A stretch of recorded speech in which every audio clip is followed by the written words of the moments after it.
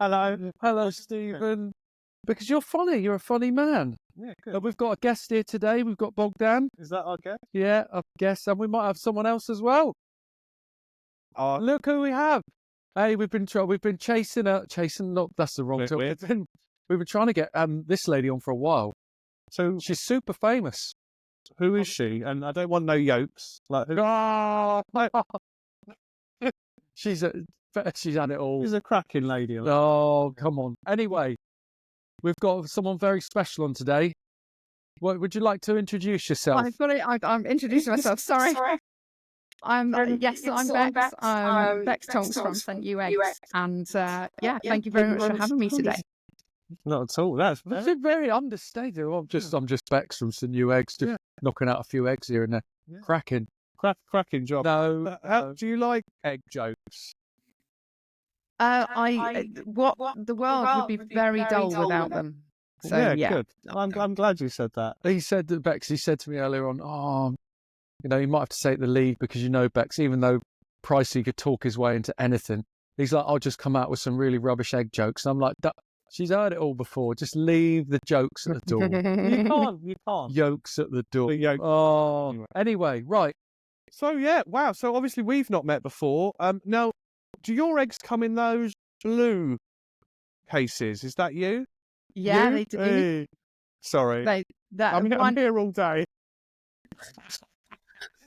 Is that the blue egg boxes that I see in the supermarket? They're blue egg boxes and orange egg boxes and black and gold egg boxes and coloured egg boxes. So variety. Odd question. How on earth do you get into eggs? I'm guessing that your family or you were a farmer at some stage. Is that right? Yeah. So my family are dairy farmers, and when dairy wasn't going so well, my dad had enough about him to be able to try something else, and went into poultry. That's when I was about 12, and so from the age of 12, I've been very much involved with our laying egg farms. So yeah. I didn't realise it was that long. 10 years isn't very long at all. No. So no, I genuinely didn't realise it'd been so many years actually. So have you just got like, and you have to excuse my ignorance because I'm just ignorant. So have you got? Are they caged hens? Is it free range? Like, how does it work? Have you got in my mind, I imagine you've just got this huge setup with just trillions of hens just constantly popping out eggs. Is that? Well, that would make life really easy, wouldn't it? So no, we're a cage-free business, and we've got farms in Northern Ireland, in Wales, and throughout the West Country. Oh wow! Okay, so we've got that's some serious egg business. We've got big cheeses. What do you think? What do you think? They were knocking out like a couple of dozen eggs a week or something. Sit in the back garden. All they do is supply Morrison's here and Bute. No one else. It's fine because I just thought that it would be like a kind of one side. You can still be huge. Obviously. What do you think? Bex had a little wicker basket that she just went round like picking them up. I do actually, Dave. I have got a wicker basket. Oh, just cycles into Morrison's each day. Yeah, that's incredible. That's some sick. So okay. So let's go back to. So I first met you about blimey. At least, blimey, Governor. At least I'd say I've been. Oh, come on. 17, nearly 18 years ago. Sorry, it got to be 15 years ago I first met you. Yes, yeah. I would say probably nearer 17 years ago, actually, because we had obviously lots of eggs on the farm, and I started up a little bakery, and to try and use some of the eggs from our 14,000 birds, and I loved it, absolutely loved it, and then the bakery came. I had to focus on the egg side of the business because it was growing quite quickly, and I'd employed quite a few people to bake in all these lovely cakes, which is what I love doing. So I thought, well, I may as well sell it. And I think you bought it, Dave. I did. Yeah, I did. Yeah. Well, that's exciting, isn't it? Yes. That is. Oh, sorry. So how many? When was that? That was at least No, it wasn't 17 years ago. Oh, okay. No, it wasn't. Oh, because I started No, business 17 years ago. So it was probably 10, 12. 12. Yes. Yeah.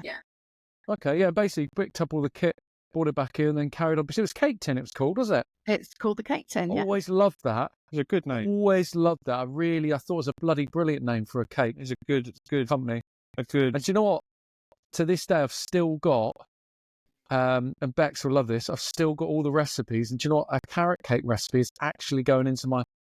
I don't want to say this too much to everyone, but my new cookbook comes out by the end of the year, and the carrot cake recipe is actually going to... I'm not going to say it's anything to do with You that. better credit. I'm going to... now. I'm saying it's my own. I've made it from scratch. You'll have legal on the cake. No, she won't know. No, but there'll be a story about buying the cake tin, because all my recipes new cookbook are going to have stories, and you'll be featured. Oh, wow. But yeah, Look at that. So might be able to get a kickback some eggs there somewhere. will Bex get a signed copy? Obviously. No, probably not. Well, she buys it, yeah. Oh, come on. So that was about 10, 12 years ago. And then, because it seems to, just after that, obviously you were doing like Raw Con was showing, it just seemed to, from sort of an outsider's point of view, obviously I'd see you a few times a year at shows and that, your business seemed to go like fucking 100 miles an hour, just seemed to take off all of a sudden. It was mad. You might say existentially. Oh, bloody hell, shut up, probably. And it's just huge now. So when you got rid of say from the Cake Tin onwards, was it a plan to grow it to this monumental monster that it is now? I think it's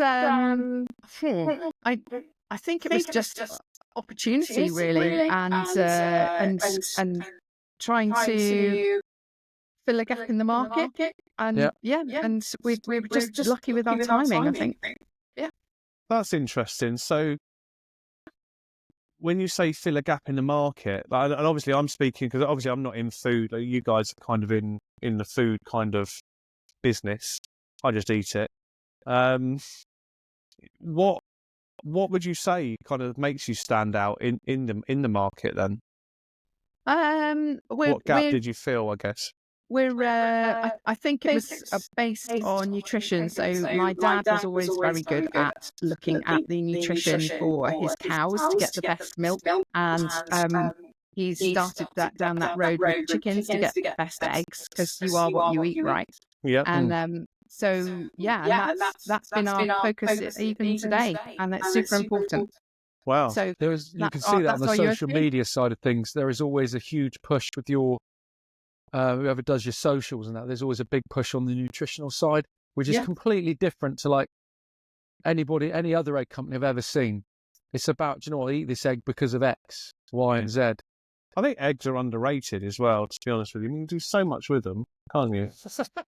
Are you saying this because you're... No, just because? No, they are though, aren't they? Like, I suppose so. I think like they're in everything, and I'm not saying that. Sorry, I'm kind of having a silent conversation with myself. Of course, I'm saying really that we should every egg farmer, if that's what you're called, should spend more effort and time, like St. You putting in, like making nutrition at the forefront. Yeah. We use eggs in so much, and you know it's just one of those things we kind of consume without really thinking about. I think, and I think it is, isn't it? It's like tea and coffee. Do you know what I mean? Yeah. But actually, it's nice to think about where it's come from, and like coffee farmers, that a thing? Like how are they treated? Like what's the soil like? Yeah, all that kind of stuff. Yeah, rather than just getting your dozen eggs from Morrison's, they're free range. Actually thinking about actually buying a really good egg. Yeah, and thinking about like do you know what? I have never ever thought about the nutritional element of egg. I've always wondered, are your eggs white? We've got both white eggs and brown eggs. Just showing off now. The shells, yeah, Yeah, and blue. So what does that mean? So they're just different breeds of chicken. Right. So yeah, it's really down to the breeder pen, which will dictate what colour the shell is. What's blue? That's an Arancuna. It's an old breed, a really old heritage breed. So are those going to be more expensive? Yeah, they're more expensive to produce. But So what's yeah, your biggest seller? I reckon the classic egg. probably our large blue box, large eggs, and our rich yolk eggs. I tell you what, those rich. They're the ones with the gold, right? Yeah, they're nice. Yeah, they make some ravioli. They're absolutely. It makes ravioli look. They also make nice egg on toast. They do. Yeah. All of that. They're amazing. We developed that with Chris Eden, who was at where was he? At the Rose Vine at the time. And yes, he was amazing. So he'd collect eggs on the way to work, and he'd take them away. We tried different feeds with the hens, and then he would deliver back having trial stuff in the kitchen. So it was like the elves and the shoemaker, and there'd be in the middle of the night, he'd drop back, and there'd be different pastas and desserts sitting in the packing centre, which is quite illegal. But waiting in the morning, we're like, oh my God, look at this! And yes, so and it was by Chris that helped us develop our rich yolk eggs. So yeah, they are amazing. When I serve them to customers, like if they're having brunch or breakfast, they literally cannot believe the colour of these eggs. Are amazing, beautiful tasting as well. I was telling Dave earlier, I experienced my first gone off egg yesterday. Never in my life before have I come across it was my fault. We do a really silly thing in our house. So we've got one of those great big eggs, like when you buy like 2 dozen eggs. So we keep the tray in, and we've got it kind of goes in the cupboard and then to the right, so you can't really see the eggs, and then we keep filling it up.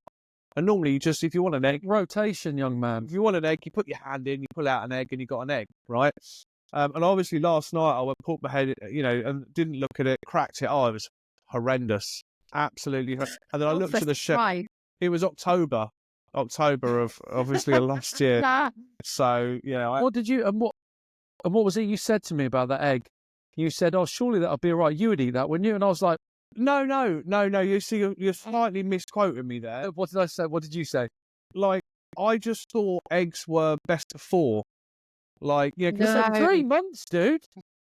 Yeah, but even 3 months doesn't... Eggs can last a long time, and the best way to test it is in a jug of water. And if they're sinking at the bottom, that's cool. And if they're floating on the top, don't eat them. Well, I didn't think that it would be that old. I mean, I've eaten eggs that have been a couple of weeks out of date before, and of course they're absolutely fine. But yeah, so it was a bit of an experience. Really eggy smell, oddly. Why is it odd? Well, what's an egg? No, but it was. So you see the smell of beef? Overly eggy. It's gone on. Well, yeah, of course. Yeah, well, yeah, that makes sense. Yeah. So then another question, and so I used to go to this little club. Not that we used to call it Science Club, and one of the questions that used to come up, and you might know the answer to this, is obviously through school we'll talk about the egg yolk and the egg white, but it's called Yoberman or something like that, isn't it? Albumin. That's right. Why do we? We don't. Well, we don't call it the egg yellow, do we? So what? Do you know anything? Albumin's the white, isn't it? The albumin is the white, but that's what I mean. We call it the egg yolk and the egg white. We don't call it the egg white and the egg yellow. So why don't we call it the egg yolk and the egg albumin? It's just a bit of a mouthful. Yeah, I suppose albumin's a bit. Yeah, it's just one of those things. Well, you think it should be called the egg white and the egg yellow? Well, I just think it should be one or the other. I don't think we should mix. Okay. Do you know what I mean? It's like, that's the egg yellow. No, so that's the egg yolk, but that's the egg white. Do you know what I mean? If it just, this is the kind of thing that occupies my brain. Yeah, it's not fascinating at all. So Bex, so how many? So this fascinates me. There we go. Like volume. So how many chickens do you have at St. Hugh yourself? So we've only got a small flock. It's about 3,000 birds at the moment. Okay. And we are hoping to grow that and put 32,000 birds in shortly. So yes. We've kind of taken a bit of a breath because we've just invested in our new packing centre at Grandpound Road. And all our focus has been on that. So the home farm's just kind of been ticking over whilst we've been moving in and growing business. So yeah. So I thought you were going to say like 3,000, we're going to up it to 10. Yeah, Not just like tenfold. casually up like I'm just going to get in another 27,000 birds. So that's a huge number. I imagine the packing centre that you're using air to pick up the eggs and put them in the tray. Is that how it works? Yeah, you must come and have a look around. I'd love that. Cool. I literally would. I love stuff like that. People being able to do things like that and then scale up and up and up. Will I get to wear white, like white hat, white jacket, if I come and look around? Brilliant. And blue feet. Yes, Yeah. blue feet. Yeah. Do you know what? I've obviously manufacturing puddings. It's not People that, well, it is, but you still have to wear the same thing. You got the big. The trouble was I found like my feet would always tear through them because I've got big feet. Yeah. Because it's just one size fits all. So I'd like be wearing them and like half my foot would be hanging out. No. It never quite worked. No, I get that. I thought you were on about white jacket, like, ready to. Like the science lab. No, ready to take him away. Oh God, no, not like a. Not yet. Not straight jacket. Straight jacket. I don't think it's that kind of farm. To be fair, it's not the farm. No, I was talking about you. Funny farm. Yeah, the funny farm. Yeah. So that's crazy. So you're gonna buy a load of hens, or I suppose the question is, I don't want to sound silly, but what comes first, the chicken or the egg? Or do you give birth to the hens, and is that how you're going to grow? So we buy them in as 16-week-old pullets. Oh, and so someone else who's kind of got bespoke sort of a setup to a rearer will have them in as a day-old chick and grow them until 16 weeks of age, and during that time they will give them all their inoculations they need, and the salmonella vaccinations and all that sort of thing all happens with the rearer, and then by the time they get to the laying farm, they're kind of all good to go. And wow. Then that must be emotional though. I imagine getting you, because they're much. Oh, it's lovely. That's what I mean. Yeah. Yeah, they're like a bunch of kids, and they're racing around and doing stupid things, and they're really nice. They're but so is cool. it because you care about them? Like it must be actually quite emotional, because it feels like they're not just a commodity to you. They're actually part of your family almost. They're girls. But yeah. All our farmers have that same approach. Yeah. They're important. Do you think the industry? This is I'm not trying to be divisive. I says, do you think the industry is doing enough to get rid of? So obviously you can still go into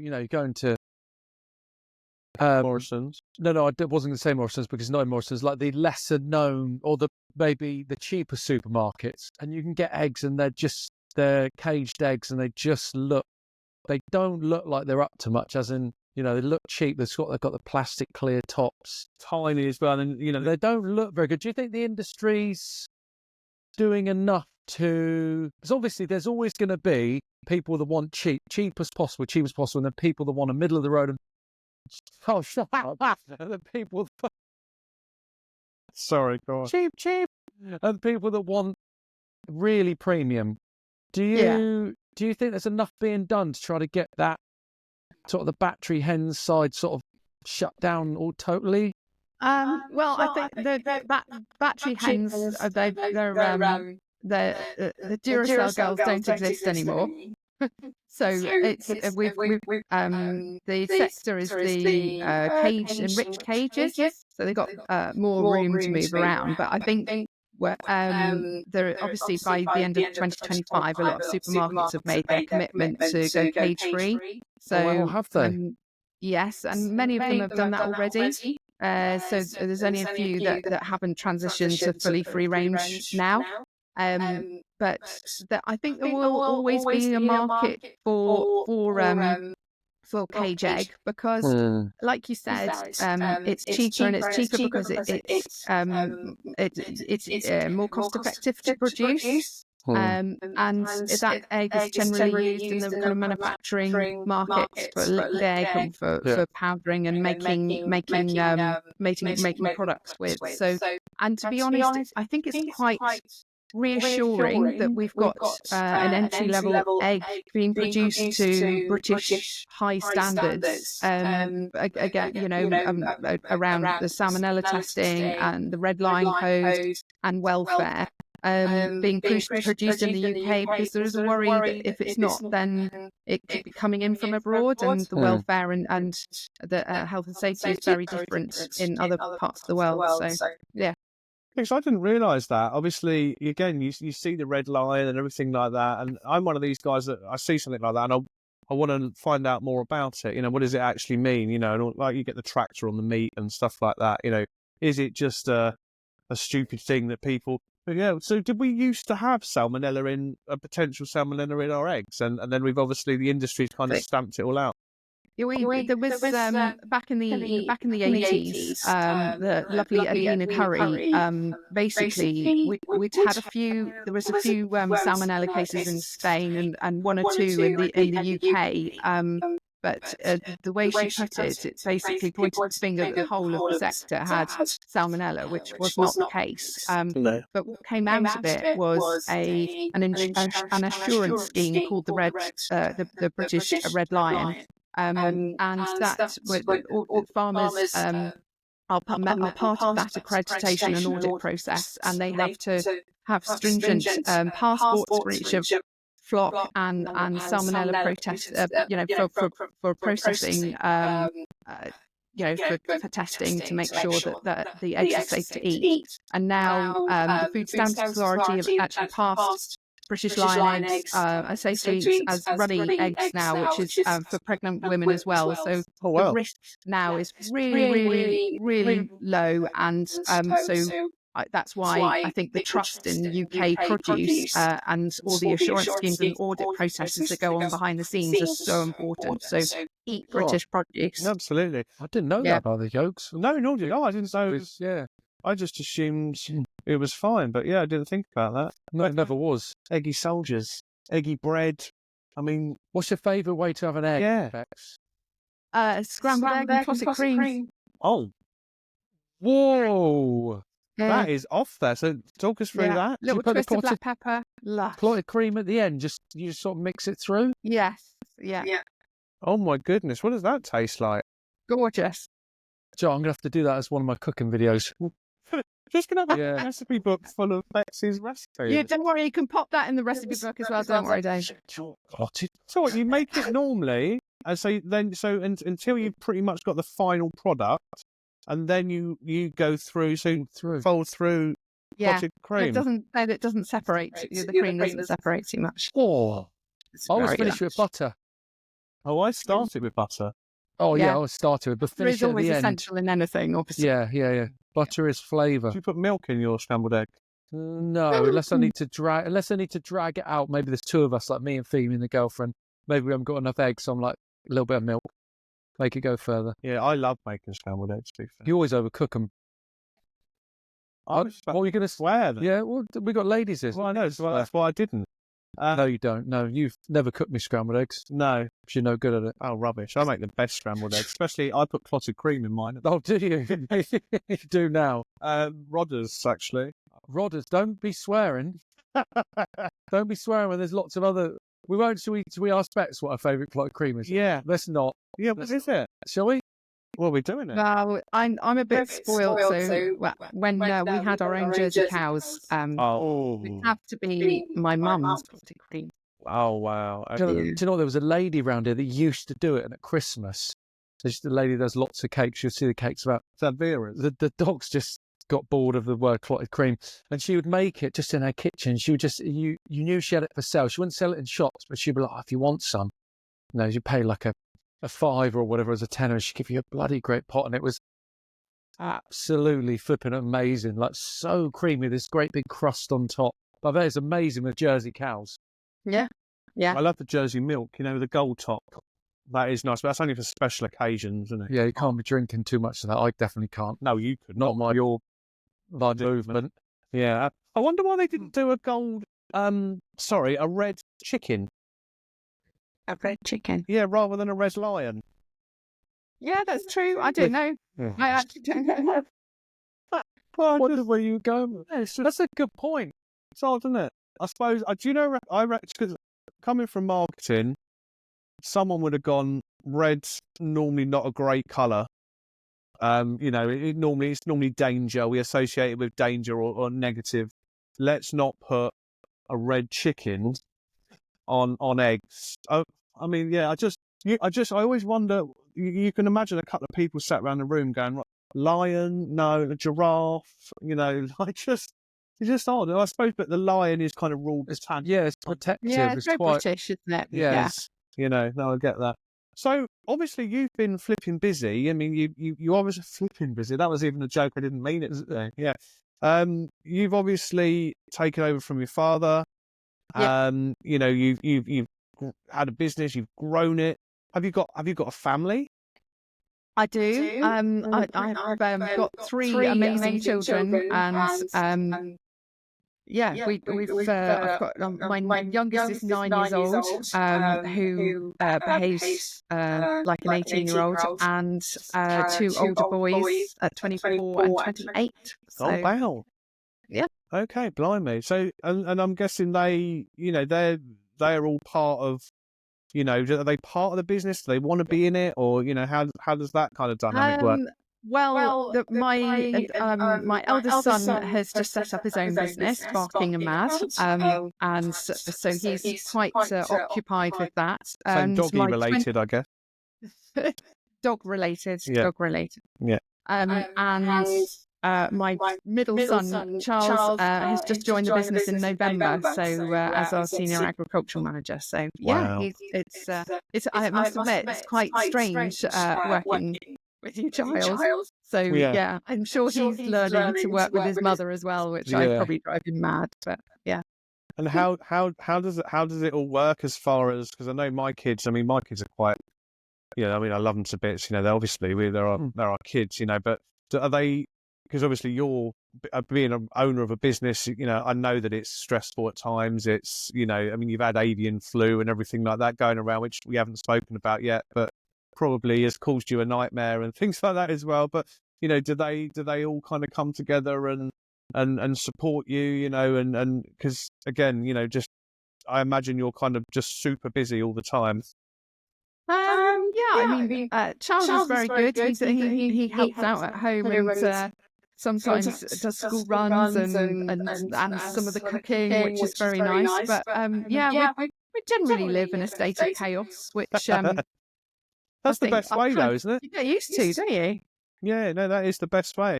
And you know, obviously being a female CEO of a company, you know, I know we've moved on a lot more than, you know, we have from before, but do you still find, and especially in your sector, I guess farming, which, and again, I might be being ignorant here because I just don't know enough about it, but I would imagine is traditionally a male-dominated, you know, kind of industry, you know. It's changing a bit. It's, and I think over the years, I think there's just been one farmer who wouldn't speak to a female and wanted to deal with my dad, and I think, okay, well actually that's your problem, that's not mine. But no, I think now is yes, it has changed, and no, we'll just get on. Yeah, no, Yeah. definitely, and I think it is great because it's, you know, I always say, like, I think there is men and women very different. We are difficult, but different. And yeah, it's just interesting to understand from a perspective of, you know, obviously we're talking about like kind of men's mental health and things like that. Like, have you ever, you know, suffered, or do you suffer from that a little bit yourself, where perhaps, you know, everything's kind of just getting on top of you and stuff like that? I think probably I have in the past. I think when I had my daughter, it was quite hard work trying to keep everything running, and I had 3 days off after having Lucia, and then was back in the packing centre, which was intense. And I think I didn't actually realise that I had postnatal depression which Wow. so it's almost like you're a little bit concussed and everything's just happening around you. But you don't realise it until you're kind of coming out the end of that actually there was a serious shift in what just happened over those months. But no, I think that's just female stuff that happens, I think. But I generally, I'm quite lucky. I've got quite a rosy look of life, I suppose, and I think I can catch myself out when I know I'm thinking, I'm feeling a bit negative or whatever. So it's kind of knowing yourself well enough to drive yourself out of those situations. And whether it's listening to music or whether it's surrounding yourself with more positive minded people or whatever it is. But I think, we're all human, and I think everybody has their ups and downs, don't they? I'm not telling you that what you're saying is wrong at all. When you said about us female things, it's pretty, going through, and I know you appreciate this, but it's quite, after only 3 days off or after having your daughter and then going back to work, that's not very much time off. And fair play for you to sort of get through that. And obviously, when did you take over, sort of being the CEO, sort of the head of it all? I think my mum and dad are still involved in different ways at the moment. More helping out with childcare and stuff like that, which is amazing. And Dad, Dad, bless him, has just started to suffer with a bit of dementia. But really, up until 2023. He's still a really good sounding board, but I think back 4 years ago now we took on a managing director who's absolutely amazing and really good at all the things I'm not. So we work really well together, and I think that was quite important because I was kind of running the business on whether things felt right, and actually having Martin on board, it means I can continue to run things on whether something feels right or not, but we're doing a second check with all the numbers and stuff, so really important. Fantastic. How many people do you employ? We are 110 today. 110. So that's a lot of personalities, a lot of people and a lot of problems and a lot of, I've employed 8 people before. And I was like, do you know what? That's enough, a lot. That's plenty. You've employed 18 at one point. How? 18? Well, sorry, what I was going to say was... I thought you were going to ask the same thing. Yeah, just basically about mental health within... respectfully, when I used to manufacture, it's... When we were doing like 30,000 meringues a week, it can be... shut up. It can be really laborious, like you stood there for, and I didn't mind, so I'm doing it for myself, 18, 20-hour days or whatever it was. But if you're employing someone, it's just above minimum wage, I was probably paying a minimum wage to start with. And they're there on the packing machine, they're doing like 10, 20, 30,000 meringues a week.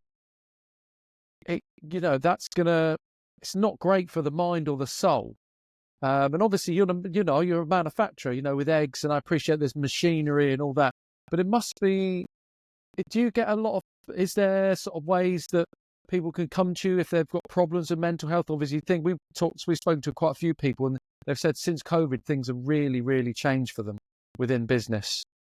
I think we've got our people team and our people director, Jason, is very much an advocate of doing more listening than talking, and we've got 4 people on our HR team, which is probably in ratios of numbers of people probably quite high. Yeah, it is. But we do we have listening with Lisa with our team, so we do check-ins with people. We run mental health awareness groups. All our poultry team are mental health awareness trained because obviously visiting farmers is quite a lonely job out in the hills doing your thing, and you don't really get to see many people. So it's quite important that we have a list of people that we want to keep an extra eye on and that kind of thing. And that's okay because we're all human, and it's but it is important. But we do lots with our team as well. We do in-house team awards. We do lots of team meetings, so everybody knows what's happening in the business, and hopefully everybody feels part of that, which is really, really key. But by feeling part of that, your purpose increases, I think, and also you can feel you can make a difference, and that's really key. Yeah. Did you win an award recently? We have, yeah. Was it because I think it was quite a big one as well, wasn't it? Well, you've won loads of awards, to be fair. You know, we could sit here all day. You know, I'm not even taking the mickey. You've won flipping heaps. Or every time I'm on social media, she's won a damn award.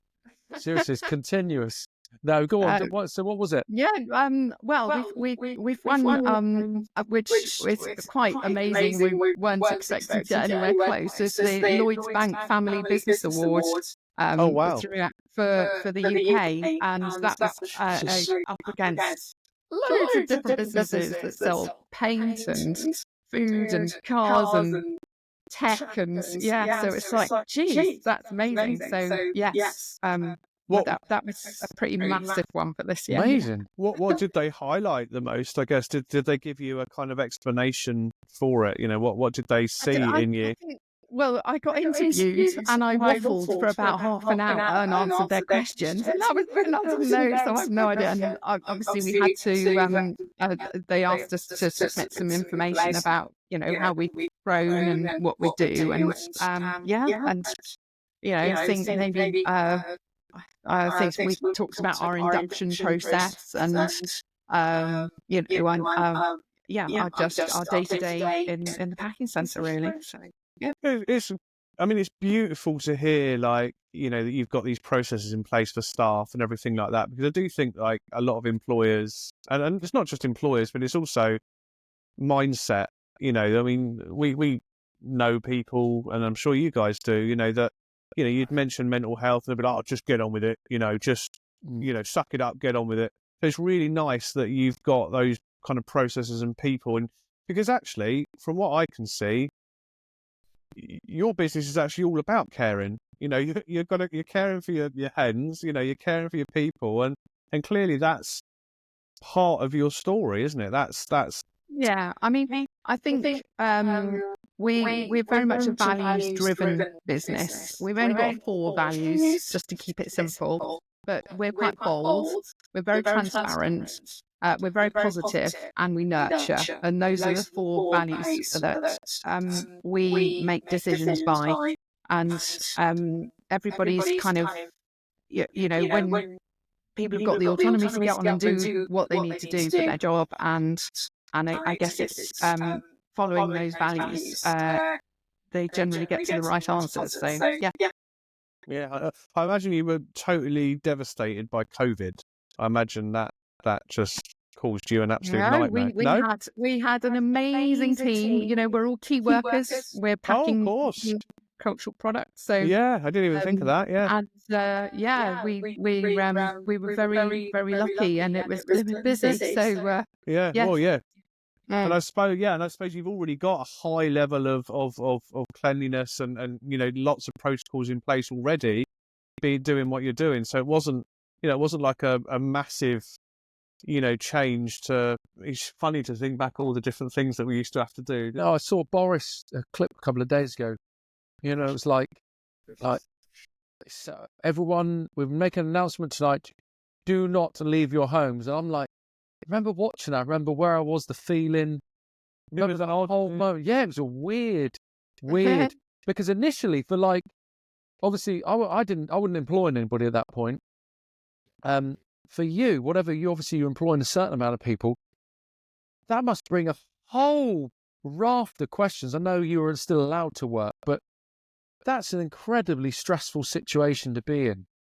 I think out of all the things we're So we ended, what was hard for us as a business was actually when restaurants, hospitality was kind of shut down overnight, as you well know, Dave, and it was really hard. We then had back at the farm, we had, like, I remember 117 pallets of medium eggs sitting in the yard.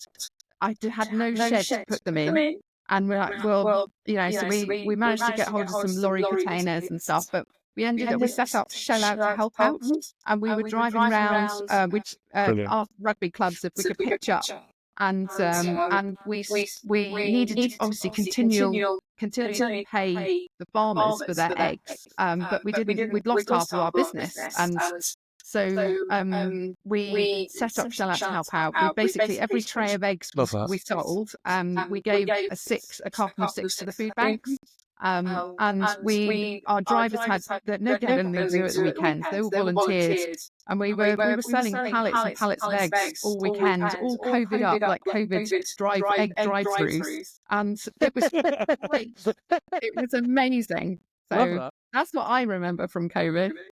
That must for a business your size, that must be, you've got to think on your feet, right? What have we got to do? And when it's quite challenging, I like things that are quite challenging. That is how makes you to survive. Yeah, and it makes you, like, I had to evolve slightly and change what I was doing, but it must make you get stronger. It made me feel stronger. It made me feel better about my business. But you sort of evolved. You got to think on your feet, right? What the hell are we going to do? We've got to get through this. We haven't got any option. Was it Shell Out? What was it? Shell Out to help out. I love it. It was almost a little bit of a spin-off of Eat Out to help out, but this was flat. No, that's ace. But again, that's the thing, because I had a few clients that were just like, "I know we're shutting. I'm just going to shut." Why didn't you do takeaway? No, we can't do takeaway. What do you mean you can't? And it was just, this was like restaurants and things like that. Yeah. And it was just no. What's the point? And of course, I don't think anyone saw how long it was going to go on for, did they? That was the thing. And I think, but you've got to, and I was saying at the time, and the clients that, still work with that adapted are still going. So many went. Yeah. Because they just couldn't. Yeah, and I think that's part, I don't know what the figure is, but it's partly down to people just not wanting to evolve and just try to It's not ideal, was it? None of it was ideal, but you just had to, of course, as long as you were 2 meters away, you were all right. But I feel like that's for another. I go into places sometimes. They've still got those notices up. Be 2 meters away. Oh, you still see the lines as well on the floor in some places. It's, Can you imagine, like, in about 30 years, they'll still be there vaguely, these lines, and the kids will be like, they'll learn in the schools, and they'll have these photos in the books of the lines, and they'll be able to go into shops and be like, there's those lines. It was. I just found it really crazy, wasn't it? You could have a table of 6, couldn't you? But you couldn't have any more. Bizarre. All the regular, absolutely all bizarre. Yeah. Everyone you talk to now, you're like, how on earth was all that going on? Yeah. Well, I tell you what, if something like that was to happen now, made up or not, that's another pod. I wonder how many people would stand for it. I wonder how many people would sort of go, yeah, I'm willing to just stay at home. I wonder how many people would kick back from it. It was just unprecedented, wasn't it? Like, That's what, sorry? Unprecedented. Precedented. So, you feel a speech impediment? I feel like I have now, yeah. But all those egg puns. Yeah, exactly, yeah. It was. Did you want to share with us? No, it's just someone ringing at my door. Someone ringing. It's just the postman. Oh, yeah. Hello? She can't hear you. Oh, can't she? Okay. Yeah, so no, it is odd. It is really, really odd. But I think if it were to happen again, we kind of know it, So I don't know how it would happen, but if you're prime minister, whether you liked him or didn't like him, whatever the situation was, to come on the telly and tell you to stay at home. Yeah, most people did it because it was like, wow, this is like, no one's ever said that to me before, like that. Imagine having that meeting. Like, right, we're going to tell the country not to leave the home. It was very Winston Churchill-esque, wasn't it? Like, it was, we'll meet them at the beaches. It was very kind of like that. So, sorry, Bex, sorry. But it was, crazy. But we need to ask you a question that we ask every guest towards you. Are we at that moment now? Are we already? What? I don't know. What's the time? It's been an hour. That's it. It has. Blimey, I've got another meeting. Well, blimey. Yeah. Go on. I do. Well, Bex watched every single pod. She'll know. She'll know what this question is.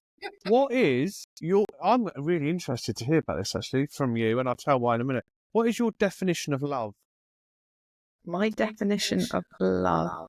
Ooh.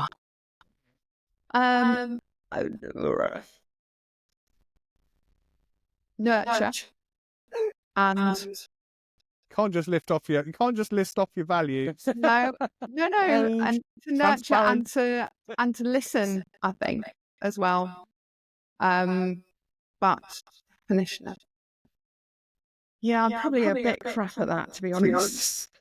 Well, there's no right and wrong answer. I've got a lot to love, so it's difficult to pin it down. There's so many definitions, but yeah, I think it's just it's being mindful, respectful, caring, and nurturing. I think. Yeah. Mindful's a great one. I don't think we've had that Before? No. We must have asked 30 people. Yeah. Could have been. Yeah. No, we have. Yeah, and it's an odd one because everyone's so different, and I think mindset. I've not thought about that. Yeah, but mindfulness. Sorry, I just basically Steve got asked. We don't need to go in detail because we do. Steve got asked in his counselling. It was close on probably a year ago now. Yeah. About, I don't know, about 10, 11 months ago, and it's something that's just developed. And actually, it's an incredibly insightful question. It also puts people on the spot. Yeah, they don't like it. They don't like it. No, do you know what? And it's actually something you could ask your team just as a little hand grenade because it's quite thought provoking. It actually makes you think outside the box because everyone says I love you and I love whatever. I love eggs. But I love eggs. Yeah. But you don't really think about what you're saying. Right. I don't know. I don't, apart from my children, I don't really say it that often. Have you not got a husband? No. Gosh, they're way too much high maintenance. Did you see her reaction? That was do you know what, she's been professional the whole way through, like absolutely, like been taught proper, like doing it properly. Then have you got a husband? No. Don't be that's the real Bex coming out there. Love it. Absolutely love it. Well, that's good. I enjoyed that. Yeah. Thank you very much for joining us and giving us an insight. No, well, it's good to see you guys. And good to catch up, Dave, as well. Yeah, thank you. Lovely. Thank you for your time. Seriously, I know you're like mega busy. And it's hard to... It's hard to... of the egg world. Yeah, it's hard to get across actually how busy you are. And I don't know fully myself. I'm very lucky because we've got an amazing team and they are super busy as well. So, yeah. Of course, the whole business, but like trying to give us sort of an hour of your time is very much appreciated. So thank you, Bex. Oh, no, thank you so much. All right. Thank you very much. Thank you. Thank you. See you later. Bye. Yeah, bye.